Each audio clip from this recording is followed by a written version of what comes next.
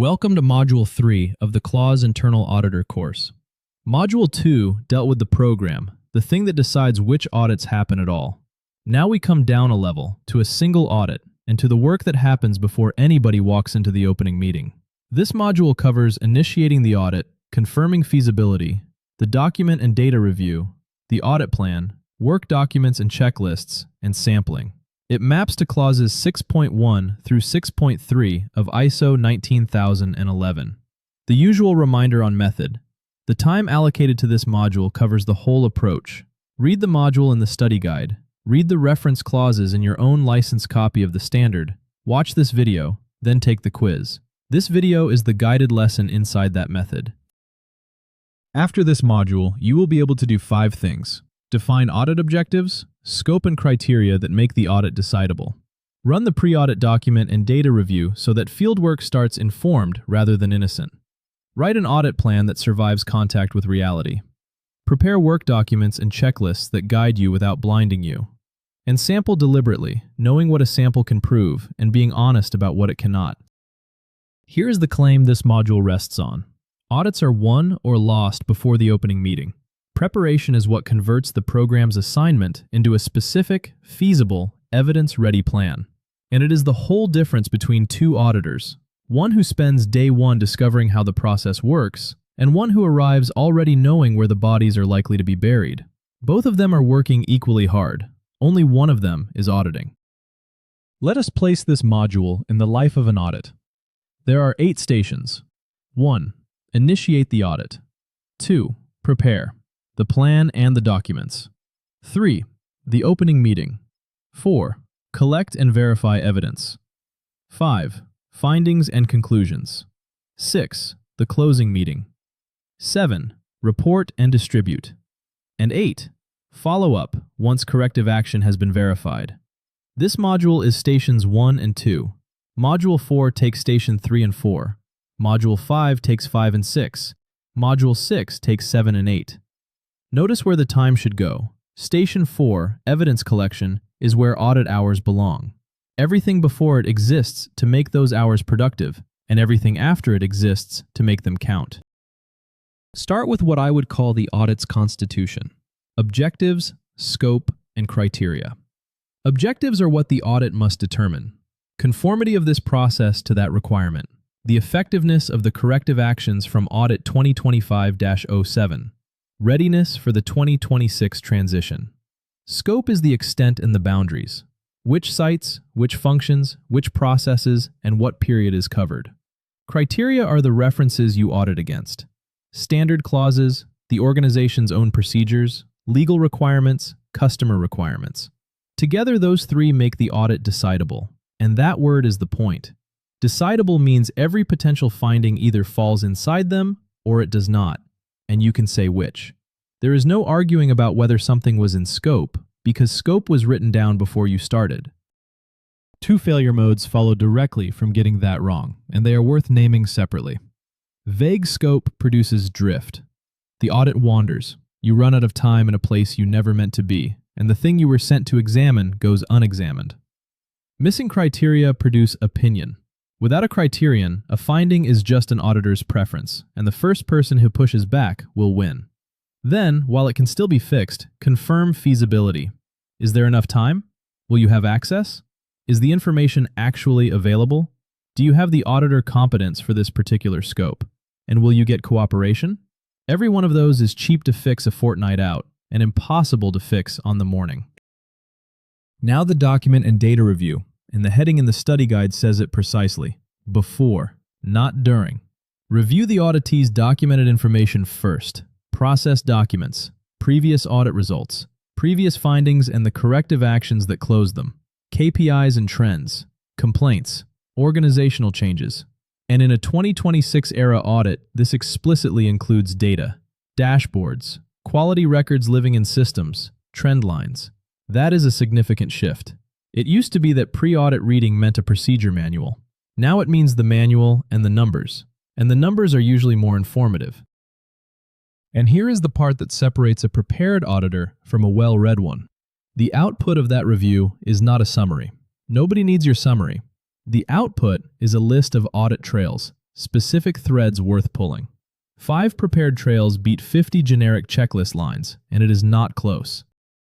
Let me show you what a trail actually looks like, because it is more concrete than people expect. First, OTIF, on time, in full, fell 6% in March. That is a trail. Follow it. What changed that month, and did any part of the system notice? Second, a corrective action from last year was closed within 2 weeks with no effectiveness check recorded.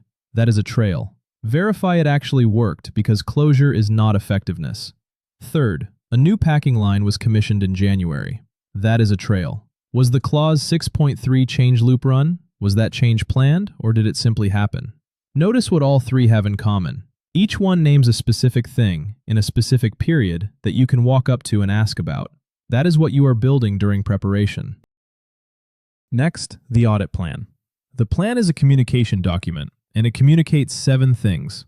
The objectives, scope, and criteria we just covered. The dates and the locations, and in 2026 that means physical and virtual locations. And the method. The timetable. Which process, which people, at what time. Team roles, so everyone knows who is leading what. Confidentiality arrangements. And logistics. PPE, system access, meeting rooms, video platforms, and fallback channels for the remote portions. That last item is the one people forget, and it is the one that costs you an hour when the platform fails. 2 disciplines about the plan. Send it early enough for the auditee to arrange people. An audit plan that lands the night before produces a day of substitutes and apologies. And build slack into it. Interviews overrun. Lines stop. Evidence leads somewhere you did not plan to go, which is usually a sign you are onto something.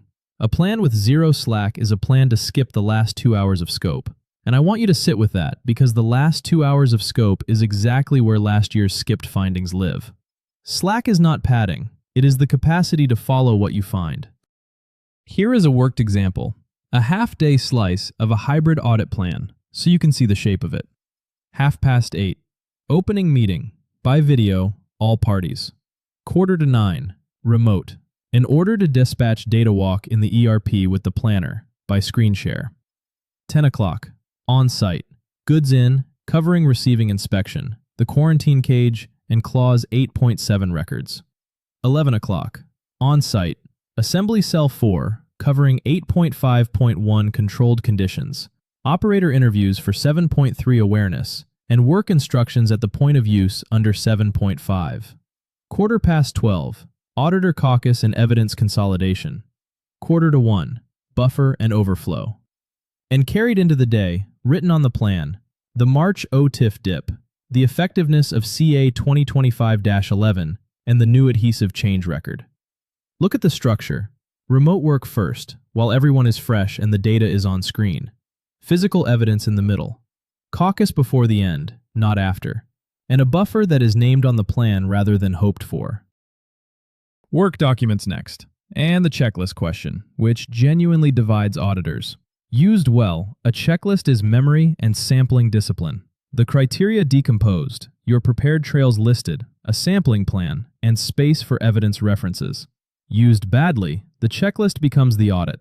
Eyes on the clipboard instead of the process. Questions read out verbatim. And anything not on the list is simply invisible.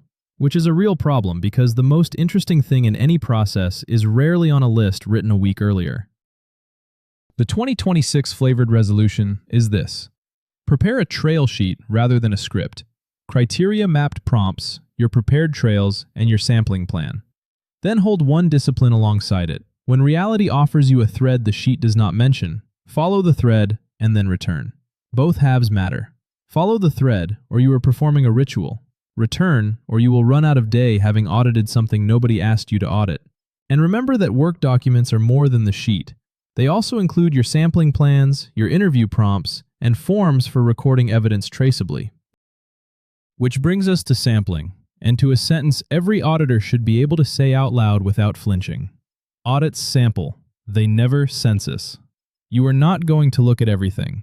You were never going to look at everything. And an audit that pretends otherwise is lying about its own reach. So, sample with intent. Risk-directed sampling means choosing the difficult product, the night shift, the new starter, the month the KPI dipped. Convenient sampling means whatever file happens to be open, whatever operator happens to be standing there, whatever month is at the top of the folder. Convenient sampling is comfortable, and it finds nothing, because the organization's problems are not evenly distributed, and neither should your attention be. If you sampled the easy things and found no problems, you have learned that the easy things are fine. You have not learned that the process is fine. 3 more sampling disciplines. Vary your angles. Recent records and old ones, routine cases and exceptional ones, and traceability in both directions. From the order forward to the product, and from the product back to the order. Those 2 directions catch different failures, and most auditors only ever run one of them. Size honestly. 3 clean records out of 300 prove very little, and you should say so in the report rather than implying a certainty you have not earned. And record the sample precisely. Which records, which serial numbers, which period. That last one sounds bureaucratic until a finding is challenged 6 weeks later, at which point the finding survives on exactly that traceability, or it does not survive at all. What will a certification auditor make of all this? More than you might think. Certification auditors read internal audit plans and work documents as competence evidence. A plan carrying objectives, prepared trails, and a sampling rationale signals a program worth trusting. A recycled checklist dated 3 cycles ago signals the ritual. And once they have seen that, everything else you show them is read in that light. And do keep this in mind. Your plans are themselves records, and the external auditor will sample them. The practice note, which is the single most actionable thing in this module.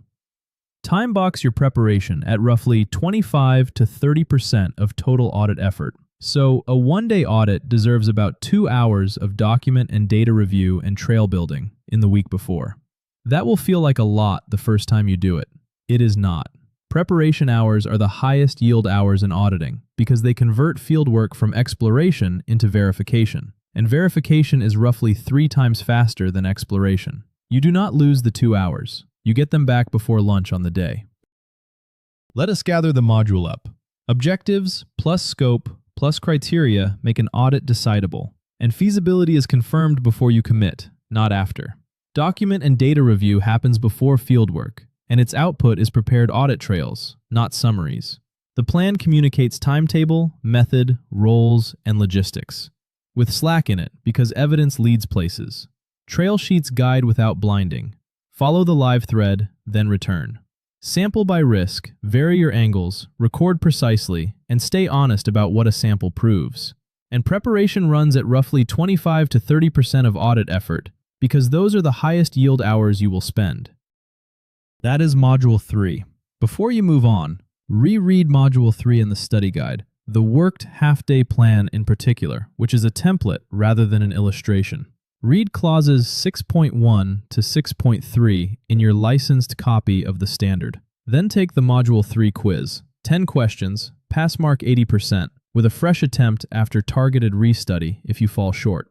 Module 4 is where the preparation pays off. Fieldwork itself, the opening meeting, interviewing, observation, evidence, and triangulation, and how to manage a day without losing the audit.